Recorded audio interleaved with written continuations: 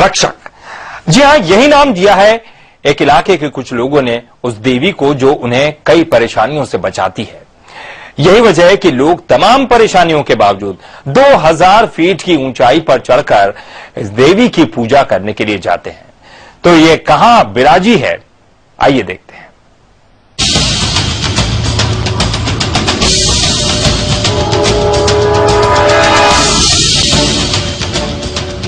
घने जंगल से निकलकर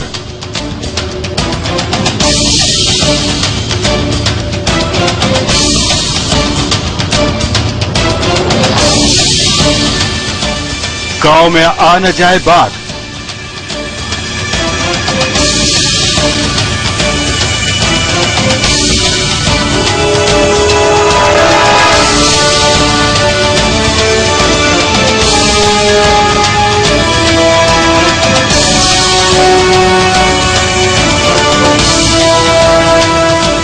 शिकार की तलाश में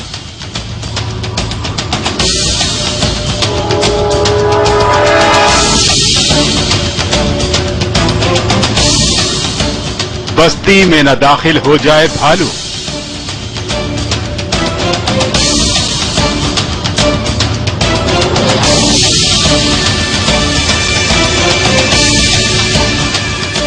कहीं से घूमता हुआ घर में न आ जाए सांप।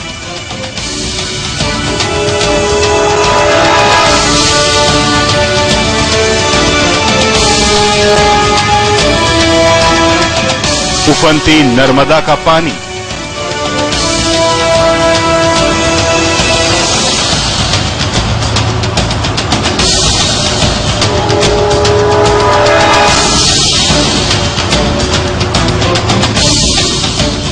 फसलों को न कर दे बर्बाद।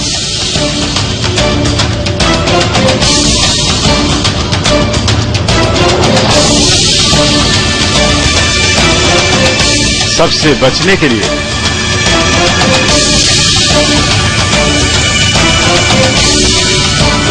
होती है एक देवी की पूजा।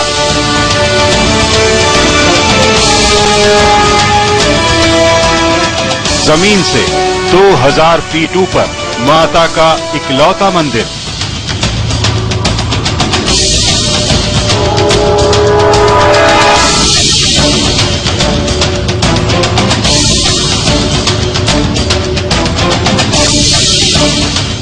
बस्ती और गांव के पास खतरनाक जंगल, घने पेड़ों के बीच अगर रहते हो खूंखार जीव, तो ऐसे में इलाके में रहने वाले खौफजदा रहते हैं।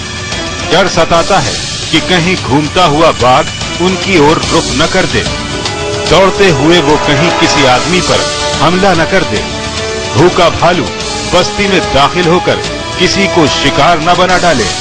घूमता फिरता सांप घर में दाखिल न हो जाए।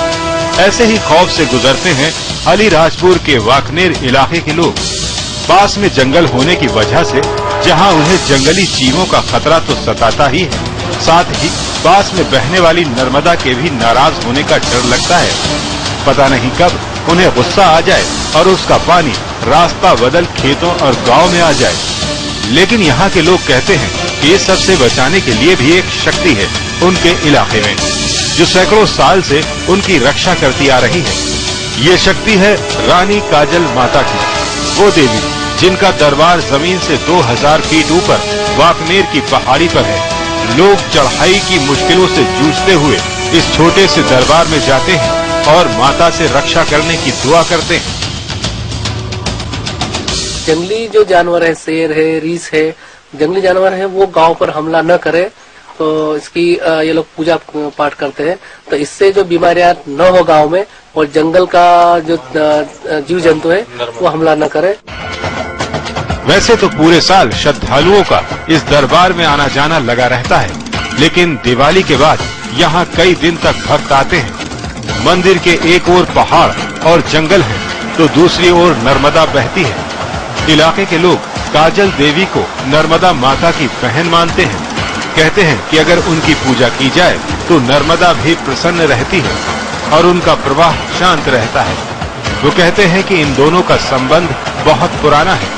अगर इस नदी में ज्यादा पानी भी आ जाए तो काजल देवी की वजह से वो उनकी फसलों को नुकसान नहीं पहुंचाता। माँ नर्मदा जी का और इनका सहयोग दोनों का साथ में रहा। ये शुरू से अनादिकाल से साथ में रहे हैं। मंदिर भी इनका बहुत पुराना है और ये जब से ही दोनों का संबंध बना। और आदिवासी लोग माता जी की पूजा करते हैं और माँ नर्मदा जी की पूजा करते हैं। लोगों के मुताबिक काजल देवी की प्रतिमाएं तो कई मंदिरों में मिल जाएंगी, लेकिन ये ही उनका मुख्य स्थान है। वो यहाँ विराजमान तो कई साल से हैं, लेकिन 14वीं शताब्दी में उनका मंदिर बना दिया गया था। ये देवी जंगली जीवों और नर्मदा के जल से तो रक्षा करती ही है, साथ ही सूखा पड़ने पर भी लोग इन्हीं के पास आते हैं, खास तरह से पूजा करते हैं। कहते हैं कि इस पूजा के कुछ वक्त बाद ही आसमान में बादल घिर आते हैं और बारिश शुरू हो जाती है। इसके अलावा शांति और बीमारी से बचने के लिए भी इनकी पूजा की जाती है। पास में नर्मदा नदी है, तो वो भी शांति से यहाँ पर हमको जीवन शांति दे हमको, तो उसके लिए भी लोग यहाँ पर पूजा करते हैं। और ये नए दीपावली के बाद में अखात्री के समय पर जब सब फसलें निकल चुकी होती है, तो उस समय भी सब लोग आकर यहाँ पर पूजा पाठ करते हैं कि हमारी जो गांव में फसल अच्छी निकली है और सब सुख शांति से हमारा साल व्यतीत हुआ, तो उस समय भी पूजा पाठ करते हैं। और जब बारिश नहीं होता है गांव में, तब भी यहाँ के लोग पूजा पाठ करते हैं जिससे कि बारिश हो, सूखा न हो। और इसके लिए देवी को प्रसन्न करने के लिए कई चढ़ावे चढ़ाए जाते हैं। महिलाएं माता को बिंदी, चूड़ी, कांच, कंघा श्रृंगार के रूप में चढ़ाती हैं। कहा जाता है कि इस चढ़ावे से उनके सुहाग की उम्र लंबी होती है। इसके अलावा मन्नत पूरी होने पर कई लोग यहाँ मदिरा भी चढ़ाते हैं। इसके अलावा मुर्गे और बकरे की बलि भी दी जाती है।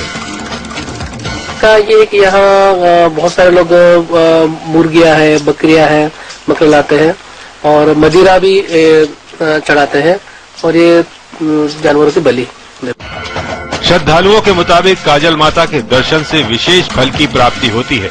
मंदिर के बारे में जानकारों का कहना है कि आस्था की बात तो ठीक है, लेकिन लोगों को बेजुबान जीवों की बलि चढ़ाने से बचना चाहिए। समय के लिए अलीराजपुर से चंद्रभान सिंह भदौरिया।